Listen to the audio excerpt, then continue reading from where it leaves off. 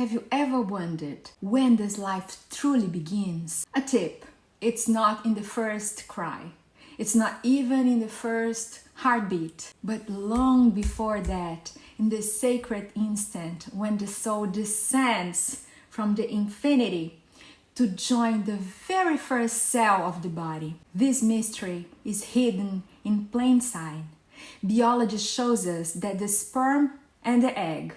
Spiritism reveals that the soul behind it all. Hi there, gorgeous soul. I'm Babs Paz, and I'm here to spark a movement of spiritual awakening in the modern world. And today we will explore the extraordinary truth behind conception, as Emmanuel, through Chico Xavier, explains, and André Luiz also describes in the book Missionários da Luz, and countless other souls that have remembered through regressions, through near-death experiences, and spontaneously in their memories. So stay with me to the end, because once you hear this, you will think differently about life.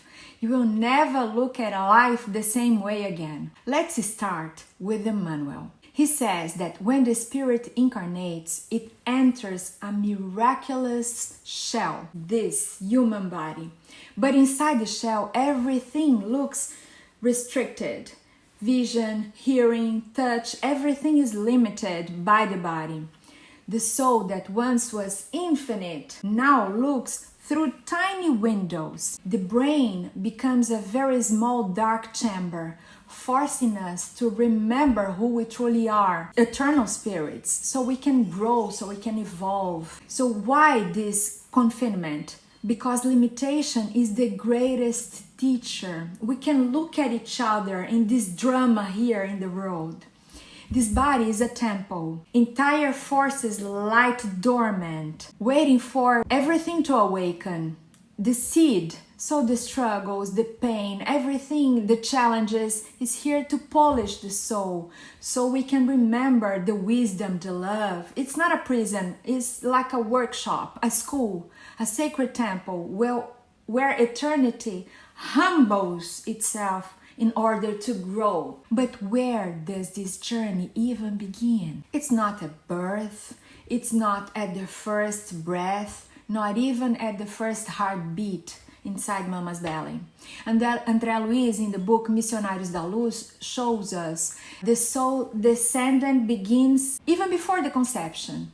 At the exact moment that the father's sperm fertilizer the mother's egg, forming the first cell, the first zygote, the spirit, assisted by mentors, shrinks itself to live in that spark. Imagine that, an immortal soul carrying centuries of memories, loves, mistakes, experiences, hopes, contracting, shrinking to just one cell. That invisible dot, smaller than dust, is already a divine home in construction. From it, tissues will form, organs will develop, and the whole body will rise. That is the vehicle of the soul for an entire lifetime. This is the greatest act of humility, choosing limitation, eternity entering time. André Luiz doesn't just tells us, he tells the story, he shows us the drama of a real case. This guy, Sigismundo, he tells his story. He had a very heavy past. In another life, he was responsible for the tragic death of a man. That man reincarnated as Raul, who is now destined to be Sigismundo's father, in order to get along.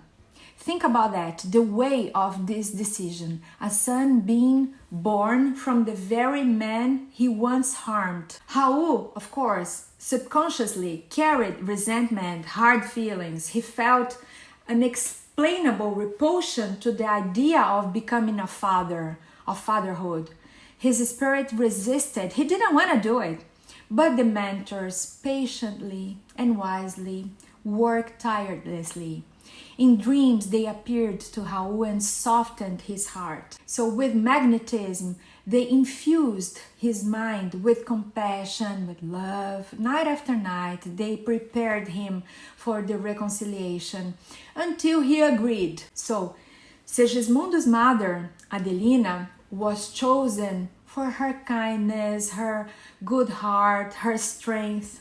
She would be the bridge of peace between father and son. And so in the higher planes, a soul contract was forged, not written in paper, but with love and justice in the hearts. He would return to repair. Raul would learn how to forgive, and Adelina would serve as mediator between them. This is incarnation, not random, but very good, well planned. Not blind, but guided. Parenthood is never about just biology. It's a spiritual mission, a sacred mission. And the truth about soul contracts, well, Segismundo's story is very dramatic, but Spiritism tells us that it's not only about that. Every soul, before returning here to earth, participates in a process of preparation, a life planning. It chooses or accepts its parents and contact with them, sometimes in tears, sometimes with joy, but always with a higher purpose. And why that? Because family is like a school and a laboratory of love. It's where forgiveness, patience, compassion are all tested most deeply. In many cases, the ones who hurt us yesterday or the ones who we hurt will become our children or our parents or our brothers, siblings.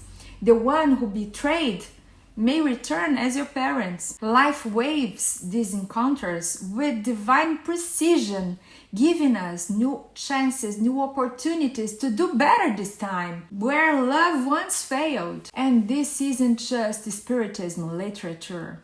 All around the world you find testimonies that confirm the same truth. In my case, I always dream. When we dream, your body is there sleeping, but your eternal soul can unfold and walk in the spiritual realm. And I remember ages ago that I saw my father and my grandmother in the spiritual realm, and they had a baby boy. And then I took care of this baby boy. I knew he was going to arrive in our family, and he was not going to be my son. My nephew. I dreamt about my nephew even before my sister got pregnant. And he was not the only one. My stepdaughters, I also dreamt when they were about to get pregnant, when the baby approached the family. And I knew when it was going to be a boy, when it was going to be a girl. And I'm so blessed that I have the memories of that. Many people actually remember that after wake up, they got the impression a baby is going to arrive in our family. In near-death experiences, some people report being in a realm of light, watching their future parents even before birth, feeling a strong pull towards a specific family, and being guided. Hypnosis regression also. Researchers like Michael Newton and Dr. Brian Weiss recorded countless memories of pre-birth planning. Souls remembering consults with mentors, with their guides, choosing their parents based on the lessons that they needed to learn in this lifetime. Children's memories are also spontaneously. Dr. Ian Stevenson documented children saying things like, "I chose you because you would be kind to me," or "I needed to be your child in order to learn." They remembered watching their mother, their father, even before birth, even trying to communicate during pregnancy. Different cultures, different methods, but one truth: incarnation is always guided. Parenthood is sacred. And this brings us to something we often forget. To be a parent is to be a guardian of an immortal soul, a spirit that is shrinked to live an experience. When the spirit incarnates, it surrenders to limitation.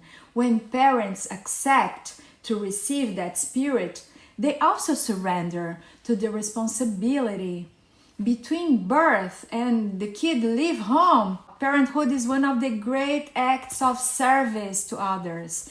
It's something with the divine. It's a silent agreement between heaven and earth. Mothers and fathers are not just raising children. They are guiding an eternal soul. Sometimes they're friends. They are caretakers of souls who once lived, loved, learned, failed, now have a new chance to even evolve more. This is why Emmanuel and André Luiz emphasize that no life comes here just by chance. Conception is always supervised. Every incarnation is allowed and with purpose, has a reason to be there. So next time you see a newborn child or think of your own life, remember, your story did not begin with your first breath, not even in your mama's belly. It began long before, in eternal realms, in agreements, with soul contracts, with mentors, in love, stronger than memory. At the moment of conception, eternity kneeled into matter. Infinity became just one itsy bitsy teeny weeny tiny cell, and your soul said yes to a new chapter. Every birth is a cosmic handshake between spirit and flesh. Every family is a classroom of the soul, is a school. Every parent is a guardian of eternity, is a teacher. And Emmanuel leaves us with a promise. When we use this time here in the body, in life, with love and wisdom, we are not trapped. We are waving two wings, and we can only fly with two wings. Wings that one day will carry us back to the infinite. So at the first cell, the spirit bows to limitation, not to shrink, but to rise, not to end, but to begin again in a new incarnation.